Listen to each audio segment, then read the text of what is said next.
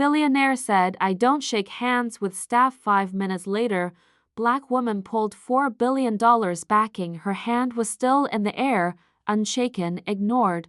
5 minutes later, his empire began to crumble. The ballroom buzzed with power suits and billion-dollar deals. Yet one moment of arrogance shifted everything. He glanced at her, saw only staff, not the woman who controlled billions. He laughed. She didn't, and when she quietly stepped away, the real damage began. This isn't just a story about disrespect. It's about how one racist misstep cost a titan everything. This is the hand he refused cost him $4 billion.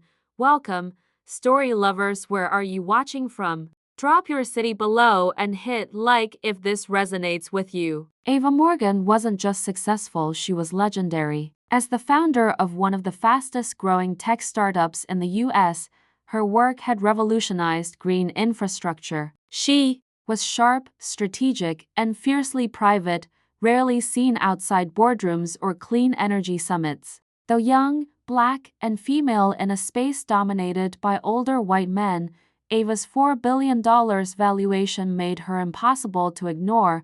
This week, she was attending an exclusive investors' retreat in Aspen. It was the kind of place where fortunes were made behind velvet doors, where connections mattered more than credentials. Ava, always calm under pressure, knew this meeting could secure the expansion of her company into Europe, but she didn't come for validation, she came to partner. She walked into the hall in a tailored white suit, head held high, heart focused. What she didn't expect was to be dismissed like the help. The insult wasn't loud, but it was unforgettable.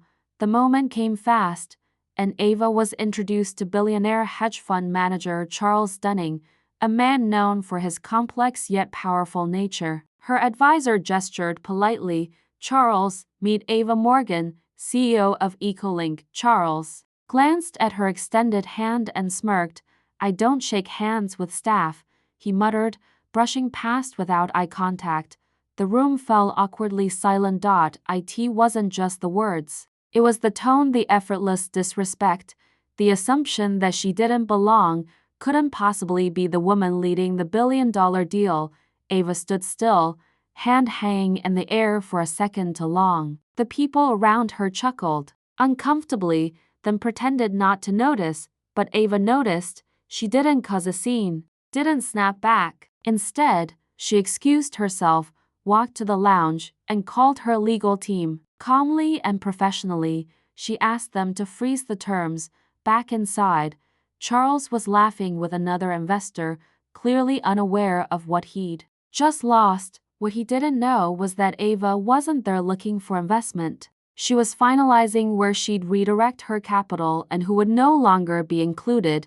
She met quietly with two other partners at the retreat, partners who trusted her vision and values. Over dinner, she sealed a deal that would not only launch her European expansion but strategically bypass every venture Charles had his hands in.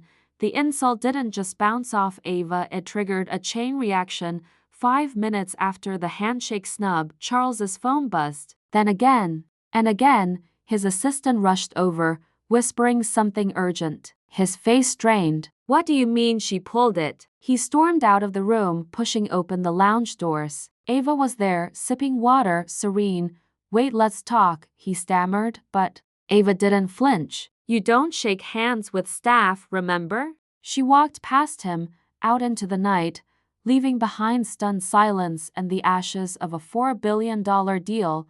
Charles wasn't just embarrassed, he was erased, and the room, those once amused by his arrogance, had just watched a new kind of power rewrite the rules. Dear audience, if you're enjoying the story, don't forget to give it a like, it helps. Ava didn't just walk away from Charles, she redefined what walking away looked like.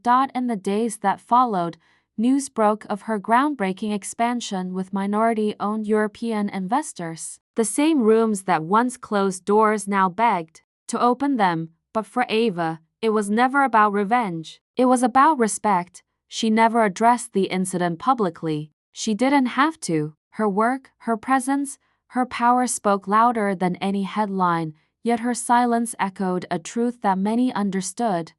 The most dangerous assumption is underestimating someone based on their skin color, and the strongest message: choosing not to fight for a seat at someone else's table when you're already building your own. Thanks for watching. Subscribe to our channel for more powerful stories and new videos. Take care.